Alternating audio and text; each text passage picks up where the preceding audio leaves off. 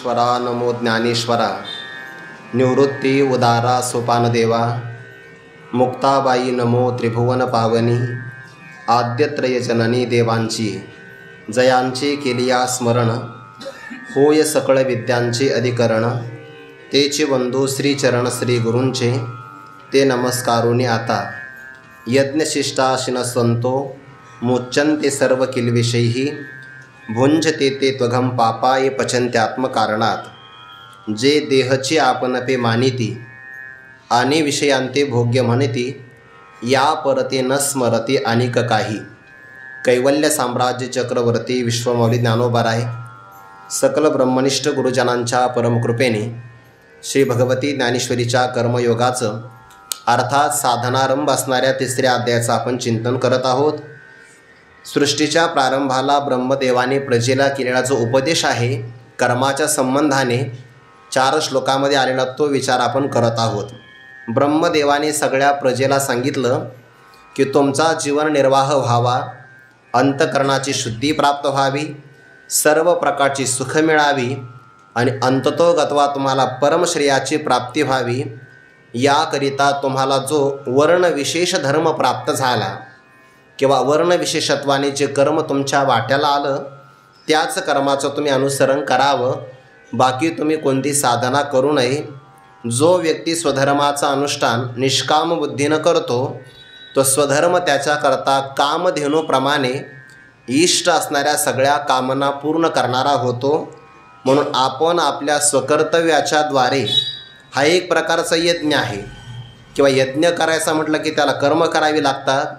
या यज्ञाच्या द्वारे आपण देवतांना तुष्ट केलं आहुतींच्या द्वारे, तर प्रसन्न झालेले देवता न मागता आपल्या सर्वांना इष्टभोग प्रदान करतात. बरं, न मागताही. या स्वधर्म पूजा पूजिता देवतागणा समजता योगक्षेम निश्चिता करीती तुमचा. मग वाचासिद्धी, कर्मसिद्धी, मनोरथसिद्धी या सगळ्या प्रकारचं भाग्य प्राप्त होतं. किंबहुना मूर्तिमंत असणारं दैव सर्व सुखांच्या सहित स्वधर्माचं एकनिष्ठ अनुसरण करणाऱ्या साधकाचा शोध घेत घेत त्याच्या घरी येतं. आणि संपत्ती जर आपल्याला प्राप्त झाली तर स्वधर्माच्या द्वारे त्याचा विनियोग करावा. आणि मग स्वधर्माच्या कोणत्या कोणत्या क्रिया सांगितल्या? अग्नीत हवन करायचं, देवता पूजन, प्राप्त प्रसंगी ब्राह्मणाचं भोजन, गुरुभक्ती, अतिथी सत्कार आणि स्वजनांच्या उत्कर्षासाठी उपयोग करणं, या स्वधर्माच्या सगळ्या क्रिया आहे. पण जो या क्रिया उन्मत्तपणामुळे करणार नाही, काळ त्याला चोर म्हणून शिक्षा करेल आणि मग हातामध्ये असणारी सगळी सामुग्री निघून जाईल. किंबहुना प्राप्त असणारे भोगही त्याला भोगता येणार नाही. म्हणून ज्याप्रमाणे रात्रीच्या प्रसंगाला स्मशानामध्ये सगळे भूत एकत्र होतात, तसं स्वधर्माचं अनुष्ठान न करणारा किंवा उन्मत्त होणाऱ्या पुरुषाकडे जगातली सगळी दुःख, सगळ्या प्रकारचं दैन्य किंबहुना सगळ्या प्रकारचे दोष त्याच्या जवळ जमा होतात. आणि मग तो कितीही मोठ्याने रडला तरी कल्पांतापर्यंत त्याची सुटका होत नाही. म्हणून तुम्ही सर्वांनी आपापल्या उचित कर्मामध्ये निपुण व्हावं असं ब्रह्मदेवाने सगळ्या प्रजेला सांगितलं. आता जो व्यक्ती आपल्याला मिळालेली समृद्धी किंवा देवतांनी प्रसन्न होऊन दिलेली साधन सामुग्री सर्व कर्तव्य कर्माच्या माध्यमातून सगळ्या प्रकारची यज्ञ करतो, गुरु गोत्र अग्निपूजी अवसरे भजे द्विजी निमित्तादिकी यजी पितरोद्देशे, या सर्वांच्या उद्देशाने तो यज्ञ मानून सर्वांचं पोषण करतो. म्हणजे आपल्या स्वधर्माचं पालन करतो. स्वधर्माचं पालन हा यज्ञच आहे. अग्नीमध्ये हवन करणं हाही यज्ञच आहे. आणि स्वकर्तव्याच्या द्वारे गुरूंचं पूजन यज्ञच आहे. द्विज लोकांचं भजन किंवा सेवा करणं यज्ञच आहे. पितरांच्या उद्देशाने तर्पण किंवा पिंडदान करणं, श्राद्धकर्म करणं हा सुद्धा यज्ञच आहे. या सगळ्या उचिता यज्ञ क्रिया आहे. आणि म्हणून गृहस्थ पुरुषांनी किंवा कोणत्याही व्यक्तीने ज्यावर ही जबाबदारी आली आहे, सर्वांच्याच पाठीमागं सगळे यज्ञ लागतील असं काही नाही. एखादा नैष्ठिक ब्रह्मचारी जर असेल तर त्याच्या पाठी एक यज्ञ मुख्य आहे, ऋषी यज्ञ. त्याने ब्रह्मचर्य धर्म घोकावे अक्षरे या अक्षरांची सेवा करणं हा त्याच्या पाठीमागे लागलेला ऋषी यज्ञ आहे, त्याने तो केलाच पाहिजे. आणि मग सगळ्या प्रकारची यज्ञ पार पाडल्यानंतर जेही काही अन्न शिल्लक राहील किंवा जी काही संपत्ती शिल्लक आपल्याकडे अवशिष्ट राहील ते आनंदाने आपल्या कुटुंबासहित त्याचा उपभोग घ्यावा, भोजन करावं. अन्न सेवन करणं हेही भोजनच आहे. आणि समृद्धी स्वतःकरता किंवा संपत्ती स्वतःसाठी उरलेली वापरणं हाही एक प्रकारचा काही यज्ञशेषच आहे. जो यज्ञावशिष्ट असणाऱ्या संपत्तीचा अन्नाचा भोग घेतो तो सगळ्या प्रकारच्या पापातून त्याची सुटका होते.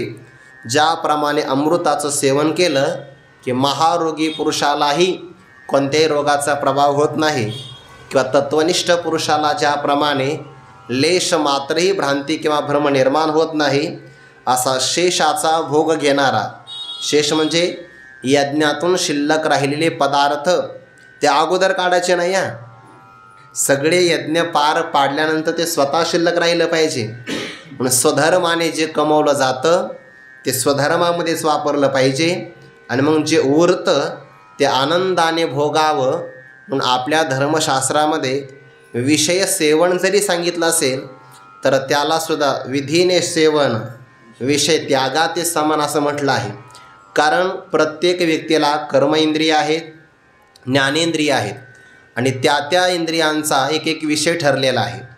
श्रवणेंद्रियाचा शब्द नावाचा विषय, त्वगेंद्रियाचा स्पर्श नावाचा विषय, नेत्रेंद्रियाचा रूप नावाचा विषय, घ्राणेंद्रियाचा गंध आणि रसनेंद्रियाचा रस नावाचा विषय आहे. या सगळ्या विषयामध्ये दोन प्रकार, एक आहे विहित विषय सेवन आणि दुसरं आहे निषिद्ध विषय सेवन. ज्ञानी पुरुष, सिद्ध महात्मा किंवा साधक विहित विषयांचं सेवन करतात. 5व्या अध्यायामध्ये हा विचार येतोय. तो ही नेत्रीप आहे, श्रवणी ऐकतो आहे, आहाराते स्वीकारी, स्पर्शाशिते जाणे, परिमळ सेवी घ्राणे, अवसरोचित बोलणे तयाही आती. सिद्ध महात्मासुद्धा विषयांचं सेवन करतो म्हणजे त्याच्याकडून विषयाचं सेवन प्रारब्धाने घडतं, पण त्यामध्ये विहित महत्त्वाचा शब्द आहे. आणि साधकाने सुद्धा विहित सेवन करावं. कारण जर आपल्याला कानाने ऐकायचंच असेल तर मग दुसरं काही ऐकण्यापेक्षा परमात्म्याची कथा ऐकावी. नेत्रेंद्रियाने पाहणारच आहे तर देवाचं दर्शन करावं, पाहिल्या वेद लावी. हे सगळे त्या त्या इंद्रियांच्याद्वारे तो विषय घेणं हा एक प्रकारचा आहारच आहे. त्या त्या इंद्रियांचा तो आहार आहे. ज्याचा आहार शुद्ध आहे त्याचं अंतःकरण शुद्ध होतं. जर आपण नेत्रेंद्रियाच्याद्वारे रूप नावाचा आहार निषिद्ध सेवन केला तर मन कलुषित होतं. गीता प्रेस एक सत्कथा अंक मिळतो आहे. सगळ्या कथा चांगल्या आल्या त्यामध्ये, सगळ्या पुराणातल्या, वेदामधल्या आणि इतिहासातल्या किंवा संत वाङ्मयातल्या. त्यामध्ये क्षणभर जर एखाद्या पुरुषाचा नेत्रेंद्रियाचा विषय चुकला की त्याचं अधपतन कसं होतं याकरता अजामिळ ब्राह्मणाचं उदाहरण दिलं आहे. एकदम विधीने वागणारा व्यक्ती सर्व प्रकारची, पण यज्ञ सामुग्री करता लागणाऱ्या समिधा आणण्याकरता गेला आणि मग समिधा कोणत्या आणायच्या? ज्या झाडावरच्या स्वतः सुकलेल्या वाळलेल्या फांद्या असतात त्या आणायच्या, नवीन तोडायच्या नाही. बरेच लोक नवीन तोडतात, वाळू घालतात आणि मग आणतात, असं नाही चालत. त्या झाडांनी स्वतः त्यांचा त्याग केला पाहिजे, त्यांचा यज्ञामध्ये उपयोग होत असतो. तो झाडावर चढला आणि पाहिल्यानंतर एक दृश्य पाहिलं. चढल्यानंतर झाडावर चढला, उंच असल्यामुळे किंवा रस्त्याने येताना दृश्य पाहिलं. परिणाम नेत्रेंद्रियाचा आहार चुकला. तो आहार चुकल्याबरोबर देखीला डोळा बैसला मनी, हे जसं गोपिकांचं झालं तसं त्या अजामिळ ब्राह्मणाचंही झालं. जो नेत्रेंद्रियाने विषय पाहिला तो मनात जाऊन बसला आणि मग तच्चिंतनम, त्याचं चिंतन होऊ लागलं. वैकुंठवासी गुरुवरे घुले बाबा म्हणायचे, एखाद्या पुरुषाने विषयाचं स्मरण केलं की तो कायम, बाह्य व्यक्ती एखाद्या विषयाचा त्याग करू शकतो, तिथे चालतं. पण बऱ्याचदा मनामध्ये स्मरण केलं ना आणि बाहेरून त्याग केला की तो दांभिकपणाचा आचार आहे. दांभिकपणाच्या आचारामध्ये वरवरून काही दिसत नाही, पण मनामध्ये स्मरण असेल तर तो कोणाला दिसू तर देत नाही, कारण ते मनात आहे. आणि हवं तेवढा वेळ तो स्मरण करतो हे जास्त अधपतनाला कारण आहे. म्हणून बाह्यविषयी तरी नाही, परिमानसी होईल जरी काही, तरी साध्यंतची पाही पतन, साध्यंतची पाही संसारू असे. अगदी आदी अंतासही त्याला संसार प्राप्त होतो. पण अजामिल ब्राह्मणाने फक्त नेत्रेंद्रियाच्या द्वारे रूप नावाच्या विषयाचं निषिद्ध सेवन केल्याबरोबर सगळ्या प्रकारची अधोगती. पण त्यातही संत संगतीचा प्रभाव फार प्रबळ असल्यामुळे त्या संतांनी सांगितलं लहान मुलाचं नाव नारायण ठेवा. मग ते नारायण नाव ठेवल्याबरोबर मरणाच्या प्रसंगाला मुलाचं नाव उच्चारलं आणि विष्णुदूत प्रगट झाले, यमदूतही आले आणि त्या दोघात भांडणं सुरू झाले. ते म्हणजे हा आमचा कार्यकर्ता आहे. नाही नाही नाही, हा आमच्या लोकांमध्ये येण्याकरता योग्य आहे. म्हणे का बरं? कारण त्यांनी अंतकाळी देवाचं नाव स्मरण केलं. यमदूत म्हणले अहो देवाचं नामस्मरण नाही केलं, त्याने आपल्या मुलाचं नाव स्मरण केलं. विष्णुदूताने सांगितलं त्या मुलाचं नाव स्वतःचं नारायण आहे का अगोदर ते आमच्या भगवंताचं आहे? म्हणजे तुमच्याच भगवंताचं आहे. मग आमचंच नाव घेतलं की नाही? कोणत्या का निमित्ताने होय ना, तो ते आराध्य नायिके होती पुंसा बोलावीत कौतुके, ते वैकुंठी तो आगनिके सुरवाड केला. ती गणिका देवाची आराधना करत नव्हती. तिने कधी देवाची कथाही ऐकली नाही. फक्त पिंजऱ्यामध्ये पोपट आवडला आणि त्याचं नाव ठेवलं राघव. राघव राघव म्हणता म्हणता प्राण सोडला. पोपटाचं नाव होतं राघव. राघू म्हणता म्हणता देवाला वाटलं आपलंच नामस्मरण आहे, वैकुंठाला घेऊन गेले. तसं अजामिल ब्राह्मणाचंही झालं. मला तो इतिहास पूर्ण सांगायचा नाही, पण पूर्वजीवनामध्ये आहार फक्त चुकला नेत्रेंद्रियाचा तर एवढं अधपतन होऊ शकतं. म्हणून जितम सर्वम जिते रसे हे सगळं महत्त्वाचं आहे. या सगळ्या भावाचा काय अर्थ होतो? सर्व यज्ञ पार पाडल्यानंतर जे अवशिष्ट राहील ते पवित्र अन्न आहे, ती संपत्ती पवित्र आहे आणि तिचं सेवन केलं की मग त्याला कोणताही दोष लागत नाही. इथपर्यंत आपण पाहिला हा विचार. भगवान म्हणतात अर्जुना, या वाचून आपण सर्व स्वैर पद्धतीनं राहू नये, ऐसे आद्य हे कथा श्री मुरारी सांगे. श्री मूर नावाचा दैत्य आणि त्याचं अरी म्हणजे शत्रू, भगवान श्रीकृष्ण परमात्म्याने ही आद्य म्हणजे प्राचीन पुरातन आणि ब्रह्मदेवाने प्रचलित केलेला उपदेश, ती कथा किंवा इतिहास भक्तराज अर्जुनाच्या समोर सांगितला. आता हा झाला श्लोकाचा पूर्वार्ध. यज्ञशिष्टाशिन संतो मोच्यन्ते सर्व किल्वेशैही, या पूर्वपदाचं आतापर्यंत व्याख्यान झालं. परंतु आता ये आत्मकारणात पच्यन्ती, जे आपल्या स्वतःच्या स्वार्थासाठी म्हणजे यज्ञक्रिया न करता सगळी संपत्ती किंवा सर्व प्रकारचे अन्नपदार्थ, स्वतःच्या इंद्रियाला आवडणारे विषय हे त्या इंद्रियांचे काय आहे? अन्नच आहे. आणि त्यासाठी जो सगळं जीवन खर्च करतो तो नुसते पदार्थ सेवन नाही करत किंवा संपत्तीचा उपभोग घेत नाही, तो प्रत्यक्ष पापाचं भक्षण करतो आहे. म्हणजे बघा, स्वार्थासाठी जर एखादा व्यक्ती अन्न शिजवत असेल तरी तो पापच भक्षण करतो आहे. आणि एखादा व्यक्ती निंदा करत असेल तरीही तो पापाचा संग्रह करतो आहे. म्हणजे पाप कोणत्या कोणत्या पद्धतीनं येईल तर काही सांगता येत नाही. येते निंदकापाशी अशेष पापे, निंदक पुरुषाकडे सगळी पाप येतात. आणि जो व्यक्ती स्वार्थाने परायण होऊन स्वतःच फक्त उपभोग घेतो त्याच्या जीवनामध्ये पापाचाच असणारा प्रवेश होतो. हा विचार आता पुढे येतो आहे. 27 क्रमांकाची ओवी आहे. 13व्या क्रमांकाचा श्लोक, अध्याय 3. जे देहचे आपणपे मानिती आणि विषयांते भोग्य म्हणती, या परते न स्मरते अनेक काही. जे म्हणजे आता यामध्ये काही प्रकार करावे लागतात. मान्यता 4 प्रकारची आहे. आपण ते विचारसागरामध्ये पाहत असताना पामर, विषयी, जिज्ञासू आणि मुक्त महात्मा असे 4 प्रकार पाहतो की नाही. या चौघांच्या ठिकाणी आपल्याला 4 प्रकारची बुद्धी असते असा विचार करता येईल. मुक्त महापुरुषांची बुद्धी जी आहे ती ब्रह्मबुद्धी आहे. साधकाच्या ठिकाणी आत्मबुद्धी, योगाचा साधक जर असेल तर आत्मबुद्धी आहे. विषयी पुरुषाच्या ठिकाणी जीवबुद्धी आणि पामराच्या ठिकाणी देहबुद्धी. म्हणजे ही मान्यता आहे. सिद्ध महात्मा स्वतःला देह मानत नाही, तो ब्रह्मरूपाने स्वतःला मानतो. मी वासुदेव तत्वता, वासुदेव सर्वमिती, स महात्मा सुदुर्लभः.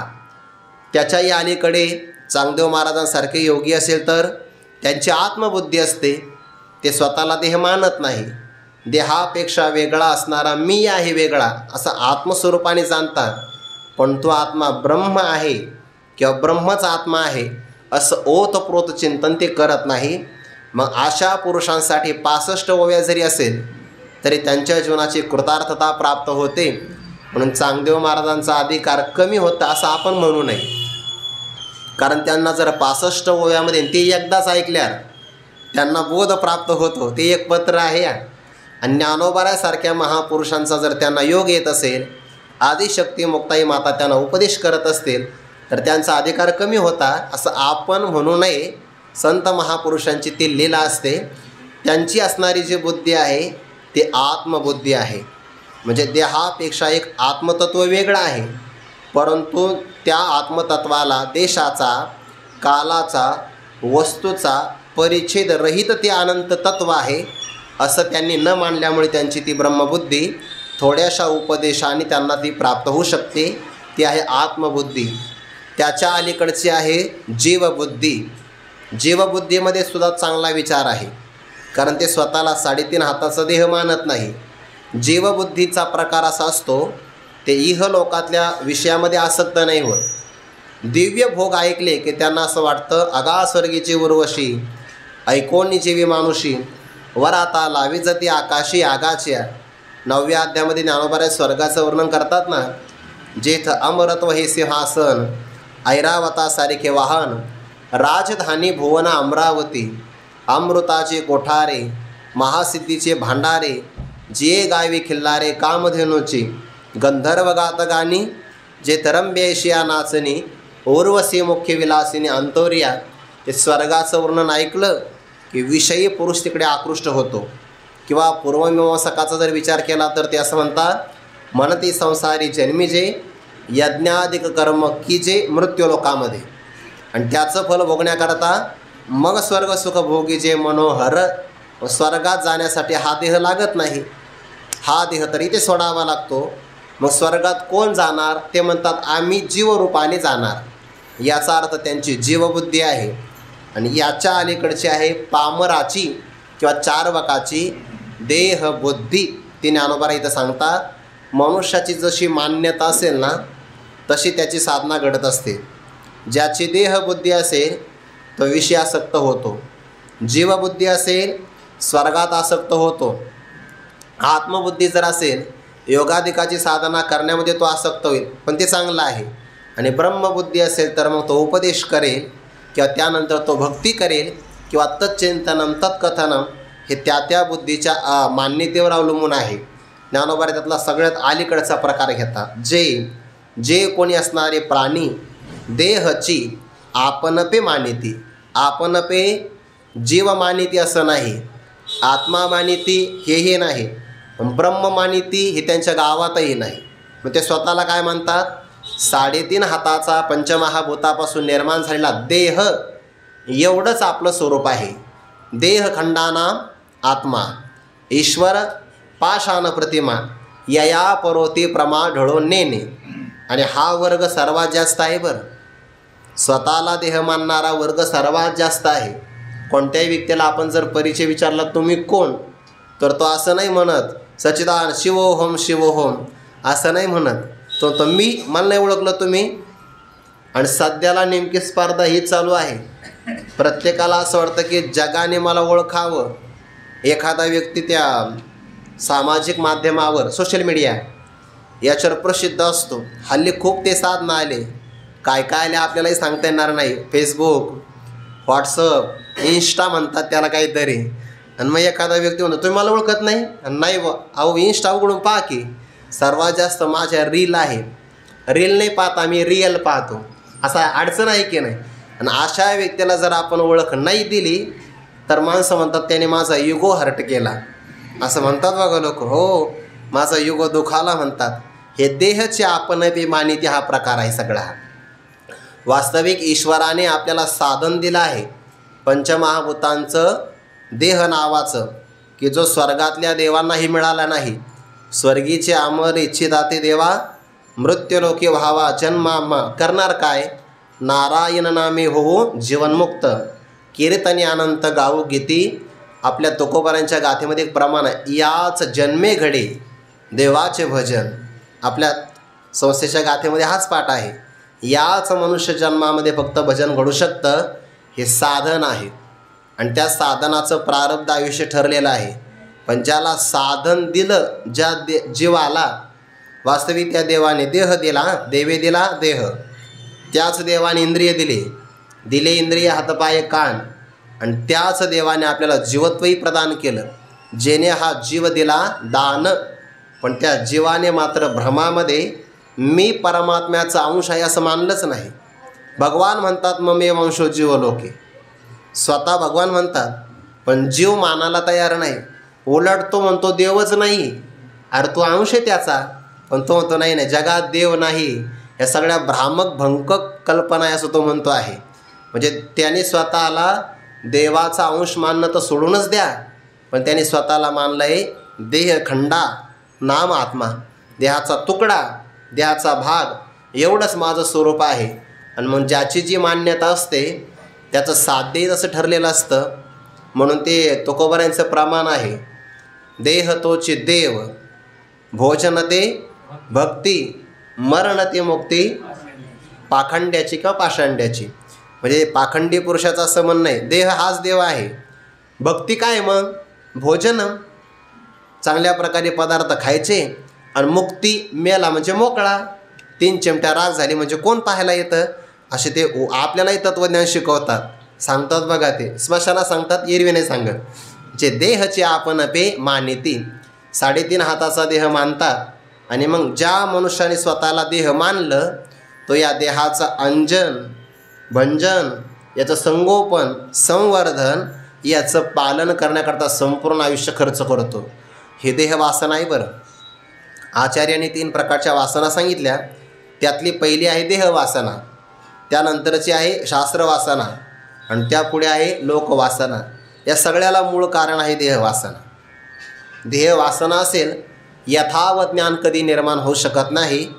जोही कोणी व्यक्ती देहची चकार वापरला आहे, देहच मानतात स्वतःला, मग स्वतःला देह मानलं की या देहामध्ये इंद्रिय असतात, इंद्रियांना विषय आवडतात, इंद्रियांचं ठरलेलं आहे या विषया वाचून काही अनेक सर्वात रम्य नाही, ऐसा स्वभावची पाही इंद्रियांचा.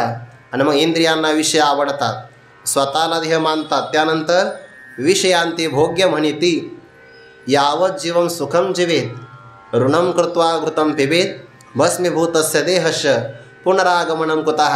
जोपर्यंत जगायचं तोपर्यंत आनंदाने जगायचं, मौज करायचे म्हणतात ते. मग पण मग पैसा लागेल ना, कर्ज काढा. ऋणम कृत्वा घृतम पिबेत, हे कर्ज काढणं लय अवघड आहे. बरं, घेताना खूप चांगलं वाटतं, देताना आपलं विकावं लागतं. अवघड आहे या गोष्टी सगळ्या. म्हणून मनुष्याने हा जो आयता येणारा पैसा आहे या कर्जामध्ये आणि याच्यामध्ये पडू नये. बऱ्याच स्कीम योजना असतात, सगळ्या पाठात नसतं सांगायच्या. तुम्ही पुन्हा मला अध्यक्ष कराल त्याचं म्हण. जे देहचे आपण हे मानिती आणि विषयांते भोग्य म्हणिती, विषय भोग घेण्याकरता योग्य आहे असंच तो मानतो आहे. या परते याच्या पलीकडे अनेक काही न स्मरती, याच्या पलीकडे त्यांना काही आठवत नाही. इथले भोग घ्यायचे, नाहीतर मग दिव्य असणारे अश्नंती दिव्यान दिविदेव भोगान, पारलौकिक असणाऱ्या विषयांचं सेवन करायचं. याच्या पलीकडे त्यांची प्रमा म्हणजे त्यांचं ज्ञान जातच नाही. एवढंच त्यांचं ज्ञान आहे. पण वास्तविक विचार केला तर ज्ञानोबारांची गोळी फार गोड आहे बघा. 9व्या अध्यायामध्ये ज्ञानोबारा म्हणतात, भोग्य जात जेतुले ते एका देहाची या निकिया लागले, आणि देह तवसे पडिले काळाची तोंडी. सगळा भोग्य समूह एका देहाकरता लागला आहे आणि देह काळाच्या तोंडात पडलेला आहे. आणि काळ याचा ग्रास कधी करेल काही सांगता येणार नाही.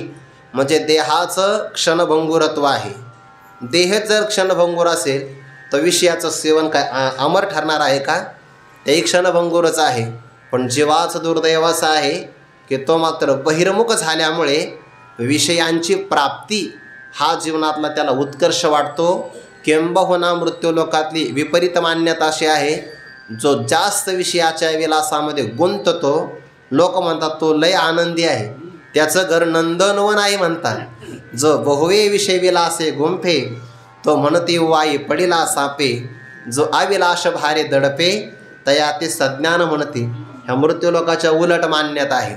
जास्त विषय गोळा केले, माणूस म्हणता बघा ना किती आनंद आहे, काहीच कमी नाही त्याला, पण तो किती जाळ्यात अडकला हे बाकी कोणाला माहिती नाही. अभिलाषाच्या ओझ्याने जो दडपला जातो, लोक म्हणतात त्याच्यासारखा सज्ञानी दुसरा आम्ही कोणी पाहिला नाही. या मृत्यू लोकातल्या कल्पना. आणि एखादा विरक्त असेल तर त्यांना व्यवहार कळत नाही, असे लोकांच्या मान्यता आहे.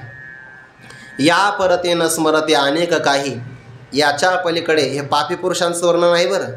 भुंजते ते त्वगम पापाहा, हे पचंती आत्मकारणात त्यांचे चिंतन आहे.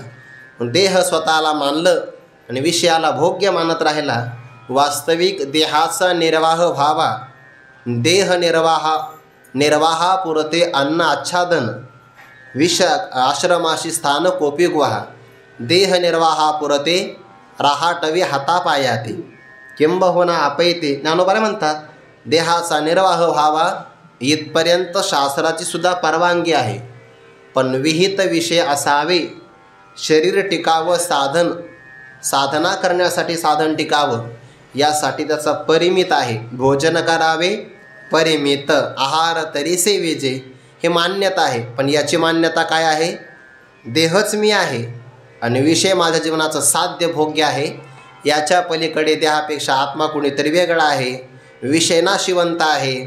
एक आत्मतत्ववस्तू प्राप्त करायची आहे. काही ते त्यांच्या श्रवणायापी बहुभिर योन लभ्या, श्रवणाकरताही मिळत नाही, म्हणून हे सगळं दुर्दैव आहे बरं. हे जीवाला अशी बुद्धी प्राप्त होणं हे सगळं दुर्दैव आहे. बऱ्याचदा असं होतं, म्हणजे फक्त एक निर्देश, कोणावर टीका नाही. बऱ्याचदा एखादा व्यक्ती खेड्यागावात राहतो, पण त्याची मान्यता फार चांगली असते, फार चांगली मान्यता असते. आणि बऱ्याचदा एखादा व्यक्ती क्षेत्रात राहतो, पण इथे आल्यानंतर तो लोकांना फसवितो. म्हणजे काय झालं, एकच ओवी आहे तशी दुर्लभ हे सद्बुद्धी. क्षेत्रात येऊन सुद्धा सद्बुद्धी प्राप्त होणं दुर्लभ आहे. म्हणून तर त्याला म्हणतात पार्था बहुती परी अपेक्षेचे विचारशुरी, जे दुर्लभ चराचरी सद्वासन. फार मोठं पुण्य असेल तरच मनुष्याला सद्बुद्धी प्राप्त होते. हे सगळे पुण्याचे भाग आहे. चांगल्या क्षेत्रात राहणं, चांगल्या साधू पुरुषांच्या संगतीत राहणं, सद्ग्रंथाचं पारायण मनन चिंतन करणं आणि विषयाचं आकर्षण नसणं, विरक्तीमध्ये जीवन जगणं आणि संसाराच्या कल्पना मनामध्ये येऊ न देणं, सांसारिक कल्पना श्रीमंतीच्या, हे सगळे पुण्याची फळं आहे. आणि या सगळ्यामध्ये टिकण्याकरता सात्विक धैर्य लागतं, ते सुद्धा पुण्यच आहे. नाहीतर लोकांचं पाहिलं की आपल्याला वाटतं आपलं काहीतरी चुकतंय पाठ ऐकून, असं कधीही वाटू नये. हे सगळ्यात सद्बुद्धीचा हा प्रकार आहे. पुढे ज्ञानोबा सांगतात, हे यज्ञोपकरण सकळ नेनत साते बरळ, अहम बुद्धी केवळ भोगू पाहती.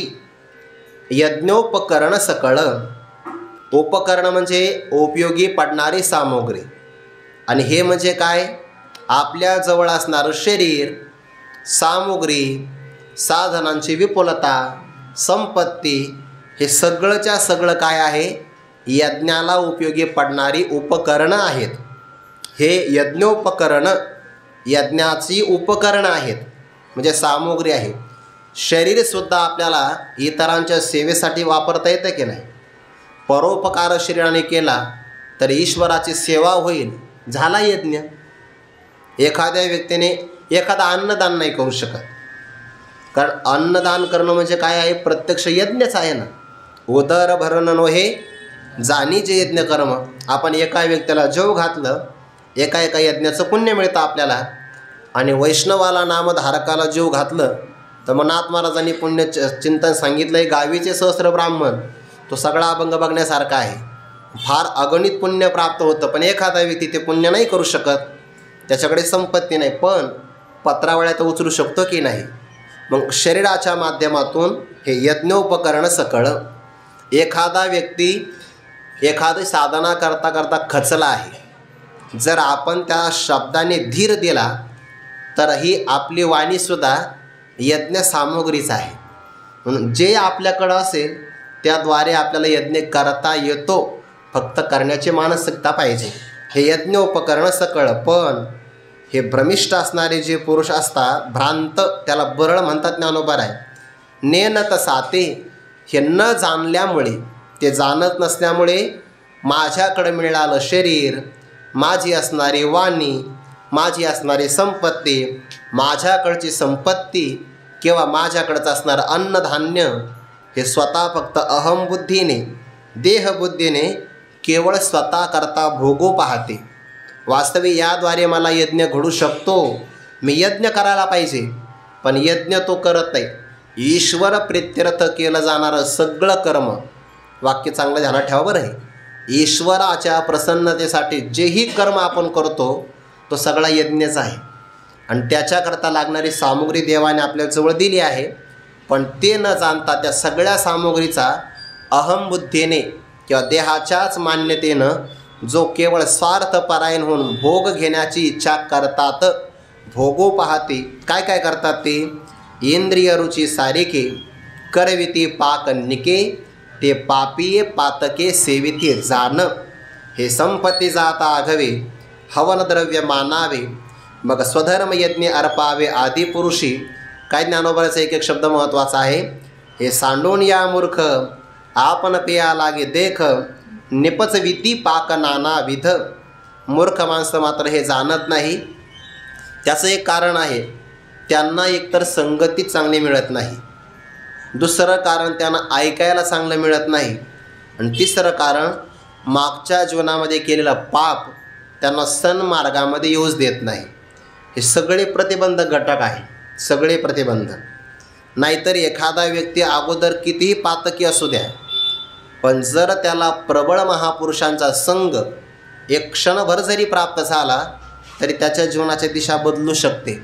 भागवतामध्ये असं म्हटलं आहे, संसारेस्मिन् क्षणार्धोपि सत्संगस्यैव धीर नृणाम. क्षणभर देखील संसारामध्ये संतांचा संग प्राप्त झाला तो या जीवनामध्ये तो फार महत्त्वाचं काम करतो. ते देवर्षी नारदजी रस्त्याने चालले, जाता जाता त्या वनामध्ये एक रत्नाकर नावाचा डाकू राहायचा. कथा आपल्या सर्वांना ज्ञात आहे. मग त्याचं एकच काम काय, रस्त्याने चालेला वाट स्वरूप आडवं व्हायचं, शस्त्राचा दाग दाखवायचा आणि सगळं द्रव्य लुटून घ्यायचं.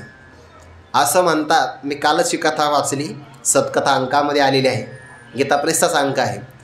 ज्यांच्या गळ्यामध्ये यज्ञोपवीत होते, म्हणजे ज्यांच्या गळ्यात जाणवं, ज्याने संस्कार केला, असा व्यक्ती मारला तर मग त्याच्या नावाने काहीतरी स्मरण म्हणून काहीतरी गुरुवारी महाराज तेव्हा सांगत असतात, एक खडा टाकायचा रांजणामध्ये.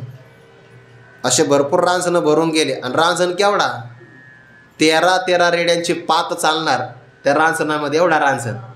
तिथं त्या कथामध्ये उल्लेख केला आहे, 7.5 बैलांची गाडी भरेल एवढे त्याने जानवेधारी लोक मारलेले होते, एवढे. आणि मग आकस्मिक त्या नारदाने पाहिलं, तो रस्ताच बंद झाला, कोणी त्या रस्त्याने जाईना. नारद जे त्या रस्त्याने चालले, झाडावरून त्याने खाली उडी मारली, आणि मग काय जवळचं ते काढून द्या. नारदजी म्हणे, आपल्याजवळ काही नाही, मी नारळही घेत नाही, नारळाच्या खाली पण काही मला कोणी देत नाही, बुक्काही मी लावून घेत नाही, आपल्याकडे एवढंच आहे म्हणे, विना आणि चिपळ्या, लागत असेल तर घे, त्याचं मी काय करू, अरे भजन कर, याच्या बळावर मी देवाला प्रसन्न करून घेतलं आहे. तो मला हे लागत नाही. नारदजी म्हणले, भल्या माणसा, ज्या पोटासाठी तू हे करतोय, जर जंगलातले कंदमुळे जरी खाल्ले तरी तुझं पोट भरू शकतं, त्यासाठी प्राणी हिंसा करण्याची काय गरज. तो म्हणला, हिंसा मी त्याच्यासाठी नाही करत, माझ्या कुटुंबाचं भरणपोषण व्हावं यासाठी मी करतोय. मी एवढी पापं केली तर घरचे भागीदार होणार का नाही होणार. नारदजी म्हणले, विचारून येतो का थोडंसं. त्याने, वा वा वा बाबाजी, हुशार आहात तुम्ही, त्यामुळे दररोज तुम्हाला सेवा आहे बाहेर. हां म्हणजे मी घरी जाणार विचारण्यासाठी, आणि तुम्ही इथून पुढच्या मार्गाने निघून जाणार. नारदजी म्हणले, तुला विश्वास नसेल वाटत तर मग एक काम कर, तुला विश्वास नाही ना माझा, झाडाला बांध मला. आणि बांधलं ना त्याने, नारदांना झाडाला बांधलं, आणि तो घरी विचारायला निघून गेला. नारदजी म्हणले, तू मला बंधनात टाकलंय, पण मी तुला बंधनात राहू देणार नाही. तू जरी मला बंधनात टाकलं तर मी तुला मोक्षापर्यंत घेऊन जाईल. तो घरी गेला विचारायला. आईवडिलांना विचारलं, माझ्या पापात सहभागी त्याने बाळा लहानपणी तुझं संगोपन आम्ही केलं, आता उतार वयामध्ये पालनपोषण तू करावं ही तुझी जबाबदारी आहे. पत्नीला विचारलं, सहभागी होणार? ते म्हणले, हे बघा तुमची सेवा करणं हा माझं कर्तव्य आहे, अतिथी आली तर सत्कार करणं ही माझी सेवा आहे, या पलीकडे तुम्ही कमवण्यासाठी नेमकं काय मार्ग अवलंबत आहे मला माहिती नाही, म्हणून तुमच्या पापात मी सहभागी नाही होणार. मुलाला विचारलं, मुलगा म्हणला, नाही नाही मी तुमच्या पापात सहभागी नाही होणार, उलट तुमचं कर्तव्य आहे की माझं पालनपोषण करावं. जेव्हा मी मोठा होईल तेव्हा नक्की तुमचा सांभाळ करील बरं, हे मी तुम्हाला वचन देतो, पण पापात सहभागी मी काही होणार नाही. रडू लागला बिचारा. आणि आला नारदानं म्हटलं, खरं आहे तुमचं, माझ्या पापात कोणी सहभागी नाही, आता मला या पापातून मुक्त करा. त्याने पापातून मुक्त करायचं असतं एकच आहे, हरि उच्चारणी अनंत पापराशी जातील लया शिक्षण मात्रे. हरीचं उच्चारण केलं पाहिजे, मन रामनाम. आता ते रामनाम मुखात येण्याकरता जन्मसहस्री ओळखीचे एक वेळ यावया किंवा अनंत जन्माचे तप तेव्हा एक नामच ये ना, राम शब्द म्हणता ये ना. तो असंही नाही म्हणला की महाराज मला राम राम म्हणता येत नाही, असं नाही म्हणाला, कारण त्या वाक्यात पुन्हा राम राम आला असतं ना. तो एवढाच म्हणला, महाराज तुम्ही जे म्हणता ना ते माझ्याकडून येईनच ना, उच्चार करता येईना. नारदजी म्हणले, कसं काय येईल, पापच फार मोठा आहे. मग राम नाही ना म्हणत, उलटा मंत्र म्हणा, मरा मरा मरा असं म्हण. चारदा मरा मरा म्हटलं की पहिलं म आणि शेवटचं रा काढलं की तीनदा राम शिल्लक राहील. प्रभूला ते माहिती आहे. श्री मुरारी बापू सांगत असतात, प्रभू का नाम अगर कोई उल्टा लेता है तो वह शुद्ध हो जाता है, और सीधा लेता है तो सिद्ध हो जाता है, असं त्यांचं ते वाक्य. आणि मग नारदजी निघून गेले आणि त्या असणाऱ्या रत्नाकर डाकूची समाधी लागली इतकी की शरीरावर वारूळ तयार झालं, वारूळ. आणि मग त्याचं ते तेज ब्रह्मदेवापर्यंत गेल्याबरोबर ब्रह्मदेवाने आपल्या कमंडलोतलं जे काही अमृत जल सिंचन केल्याबरोबर दिव्य कांती प्रगट झाली.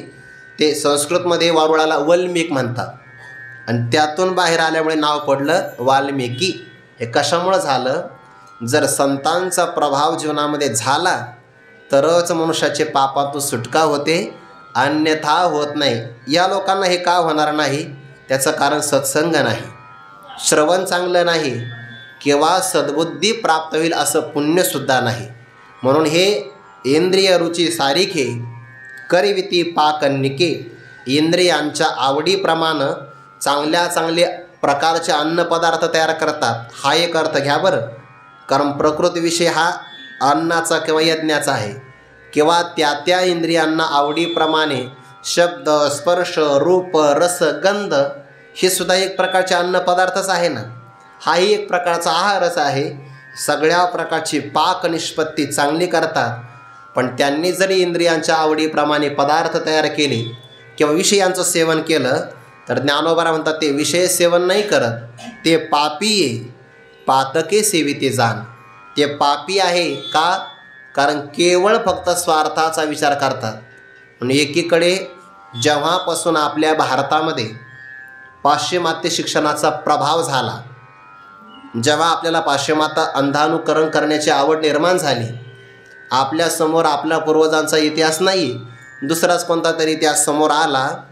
पूर्व काळामध्ये आपल्याकडे ही पद्धती होती की एका व्यक्तीला जर काही मिळालं तर त्याने धर्माय यशसे अर्थाय कामाय स्वजनायच 5 ठिकाणी वापरावं असं ठरलं होतं. पण आता पाश्चिमात्याचं अंधानुकरण केल्यामुळे परिणाम असा झाला, फक्त कमवायचं लोकांना माहिती, वाटावं हे माहितीच नाही आहे. आणि म्हणून एकीकडे लोक अत्यंत काही गरीब होत चालले आणि काही लोक अत्यंत श्रीमंत होत चालले, एवढे की काही लोकांकडे हिमालय पर्वता एवढा पैसा आहे आणि काहींकडे कशाकरताच पैसा नाही. त्याचं काय कारण, ज्यांनी ते कमवलं त्यांनी वाटणं हे कधी ठरवलंच नाही. त्यांनी जर ते वाटलं असतं तर कदाचित जे अत्यंत गरिबीच्या दरीमध्ये लोटलेले आहे त्या लोकांचाही काही ना काहीतरी उत्कर्ष झाला असता. हे प्राचीन काळामध्ये होतं. म्हणून भारतामध्ये असं म्हणतात की भारत ही सोने की चिडिया, सोन्याचा धूर निघायचा. इतिहास वाचा तुम्ही. राजा सुछत्रपती नावाची कादंबरी आहे. तर आपल्या महाराष्ट्रावर परकीयांचं आक्रमण होण्याच्या अगोदर गोदावरीच्या काठावर असणाऱ्या गाळामध्ये सुद्धा सोन्याचे कण सापडायचे. का? कारण सुवर्ण कंकण हातामध्ये असणाऱ्या माता भगिनी नदीच्या काठावर कपडे धुण्याकरता जेव्हा जायच्या तेव्हा त्यांच्या कंकणाची झीज व्हायची त्या दगडावर कपडे आदळल्यामुळे. किती श्रीमंत असेल आपला महाराष्ट्र, फक्त ते आपण शास्त्राचं उल्लंघन केलं आहे.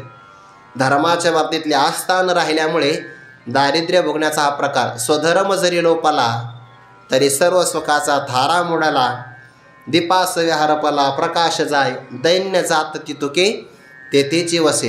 आणि स्वधर्माचा अनुष्ठान असेल तर श्रीमंतीसहित पारमार्थिक समृद्धी सगळी प्राप्त होते. हा सगळा विचार. पण हे पापी जे लोक असतात, आपल्या इंद्रियांना पुष्ट करण्यासाठी, शरीराचं संगोपन करण्यासाठी जे सेवन करतात, ते फक्त पदार्थ सेवन नाही करत किंवा विषयाचं सेवन नाही करत. पापी असणारे पुरुष पातकाचं सेवन करतात. हे संपत्ती जाता आगावे. आला बघा ज्ञानोबारायचा हा विचार. संपत्ती जात, जात म्हणजे समूह. आपल्याकडे असणाऱ्या सगळ्या प्रकारची संपत्ती, एखाद्याकडे शारीरिक संपत्ती आहे, एखाद्याकडे वाचिक संपत्ती, शब्दप्रभू म्हणतो ना आपण त्याला, वाचिक संपत्ती आहे, एखाद्याकडे मानसिक, बौद्धिक, ही सगळी आपली संपत्ती आहे. आणि या सगळ्या संपत्तीला आपण काय मानावं? मला हे ईश्वराने दिलेलं हवन द्रव्य मानावं. आणि मग हवन द्रव्य असेल तर यज्ञाच्या द्वारे ईश्वराला अर्पण करावं. मग कोणता यज्ञ करायचा? ही ओवी किती महत्त्वाची आहे. सूत्ररूपाने ओवी बघा. ही अशा ओव्या अनुभवाव्या, एकत्री ओवी अनुभवावी तर कर्म मार्गातली ही ओवी ती. तो मन हे मीची करी, माझी या भजनी धरी, सर्वत्र नमस्कारी मजे एकाते. ही भक्ती मार्गातली एकतरी ओवी अनुभवावी. कर्म मार्गातली ही ओवी आहे. ज्ञान मार्गातली अहम वाचा चित्तांग, देवोन या शरणरी ग, महोदधिका गांगरी गाले जैसे, किंवा सर्व धर्मान परित्यज्य मामेकम शरणम व्रज. हा ज्ञान मार्गातला विचार आहे. संपत्ती जाता आगवे, हवन द्रव्य मानावे. हवन द्रव्य असं मानावा. आणि मानलं की ते होत असतं. मला मिळालेली सगळी प्रकारची संपत्ती हे माझ्याकडे ईश्वराने दिले एक प्रकारचं हवन द्रव्य आहे. जे आपण अग्नीमध्ये हवन करतो त्याला म्हणतात हवन द्रव्य. आणि ते हवन द्रव्य म्हणजे माझी संपत्ती आहे, ते मला अर्पण करायचे आहे. मग यानंतर स्वधर्म यज्ञाच्या द्वारे, तृतीय विभक्ती आहे, स्वधर्म यज्ञाच्या द्वारे आदिपुरुषी म्हणजे ईश्वराच्या ठिकाणी अर्पावे. दिलं कोणी? ईश्वराने दिलं आहे, मग त्याचं त्याला दिलं पाहिजे. नियम असा आहे, जेव्हा आपण इतर प्राणी मात्रांना देतो ना, ते ईश्वराला प्राप्त होतं. आणि ईश्वराला प्राप्त होण्याबरोबर ते आपल्यालाही प्राप्त होतं. बिंब प्रतिबिंब वादामध्ये उदाहरण असं दिलं आहे, जीव काय आहे? ईश्वराचा अंश आहे, म्हणजे प्रतिबिंब स्वरूप आहे. आणि ईश्वर बिंब स्वरूप आहे. जेव्हा आपण बिंबाला काही अर्पण करतो तेव्हा ते प्रतिबिंबाला आपोआप पोहोचत असतं. उदाहरण दिलं आहे, उदाहरण आपलं व्यवहारातलं आहे. बिंब प्रतिबिंब वादाचं उदाहरण आहे. जेव्हा आपण आरशात पाहतो आणि गंध लावतो, गंध कुठं लावतो? कपाळावर. मी गंध म्हणलो आहे, चंदन नाही. गंध कुठं लावतो आपण? कपाळावर लावतो की नाही? कपाळात गंध लावला की पोचतो कोणाला? आरशातल्या प्रतिबिंबाला. लावला होता तो बिंबाला, पोहोचला प्रतिबिंबापर्यंत. तसं आदी पुरुषाला अर्पण केलं की ईश्वर हा बिंब स्वरूप आहे, ते सगळ्या जगातल्या प्रतिबिंबाला आपोआप पोचतं. केव्हा प्रतिबिंबाला अर्पण करावं या प्रसंगामध्ये? तर सर्वांच्या हृदयामध्ये ईश्वर विराजमान आहे, ते ईश्वराच्या रूपाने प्राप्त होऊ शकतं. मग स्वधर्म यज्ञ अर्पावे आदी पुरुषी. पण हे न मानता हे सांडोनिया मूर्ख, आपण पेया लागी देख, निपचविती पाक नानाविध.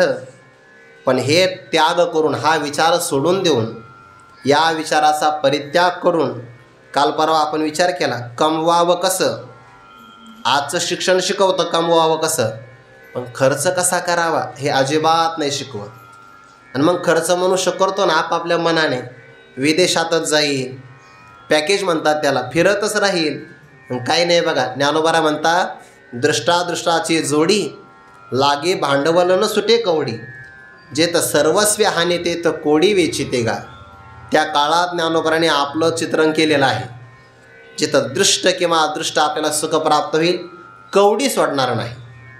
पण जिथं हानी आहे, कोट्यावधी रुपये खर्च केल्याशिवाय राहणार नाही. कारण का खर्च कसं करावं हे नाही शिकवलं जात.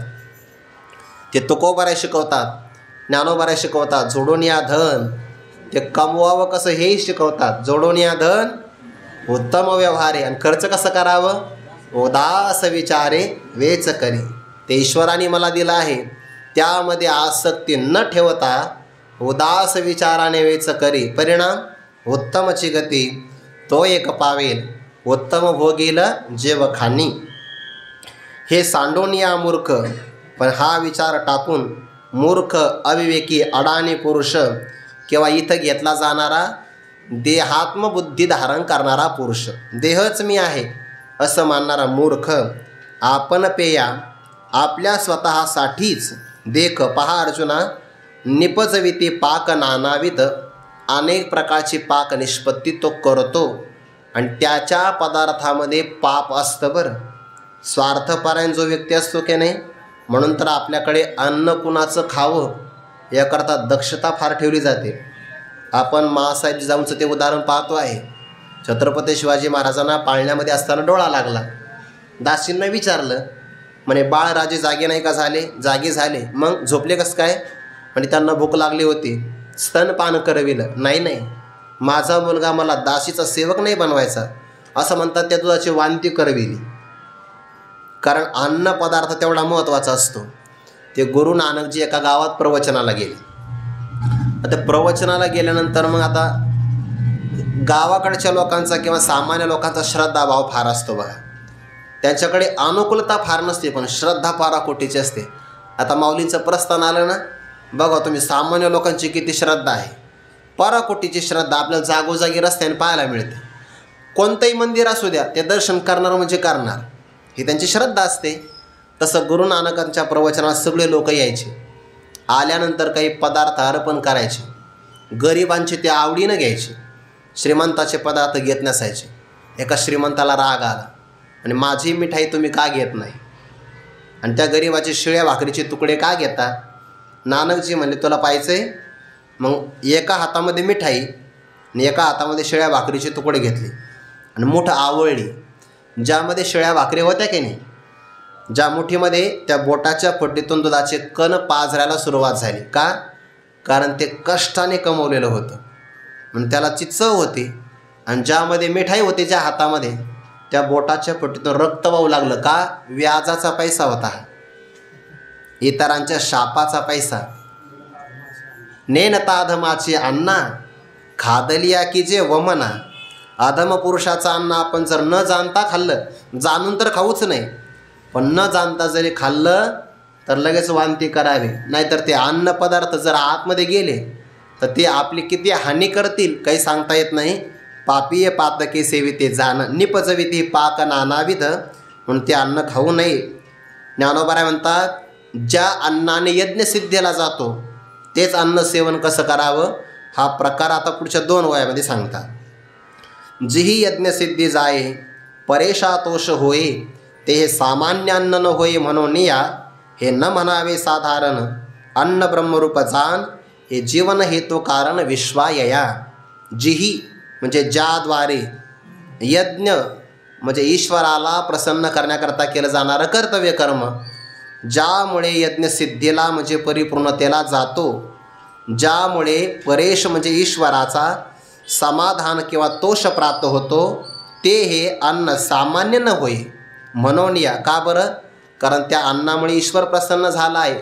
अवशिष्ट राहिलेलं ते अन्न आहे, ती संपत्ती, हे सामान्य स्वरूपाचं नाही. कारण का यज्ञसिद्धीला गेला, ईश्वराला समाधान प्राप्त झालं, हे न म्हणावे साधारण.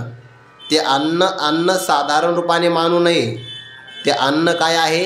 अन्न साक्षात परब्रह्म आहे. अन्न ब्रह्मरूप जाण, अन्न साक्षात परब्रह्म आहे. म्हणून आपल्याकडे अन्न नाश करता कामा नये. वारीमध्ये जे लोक फुकट वाटतात ना, आणि जे लोक फुकट घेतात त्यांना अन्नाची किंमत नाही. त्यांनी हे विचार मानले पाहिजे. आपण अन्नदान करतोय की ब्रह्मरूप असणाऱ्या अन्नाचा आपण दोष घेतोय. अन्न ब्रह्मरूप जाण, त्या ब्रह्मरूपाचा अपमान होता कामा नये. का? जीवन हेतू कारण विश्वाया. विश्वाच्या जीवनाचं हेतू जगण्याचं फार मोठं कारण काय असेल सगळ्या विश्वाचं, तर ते अन्न आहे. आणि त्या अन्नाने जर यज्ञसिद्धीला जात असेल, ईश्वर प्रसन्न होत असेल, असंच अन्न भक्षण करावं. त्या अन्नाचा प्रभाव काय आहे तो विचार आता पुढे येणार. चिंतन आपण उद्या पाहू. पुंडलिक वरदारी विठ्ठल श्री ज्ञानदेव तुकाराम मौली ज्ञानेश्वर महाराज की जय. जगद्गुरु तुकाराम महाराज की जय. सद्गुरु जोग महाराज की जय.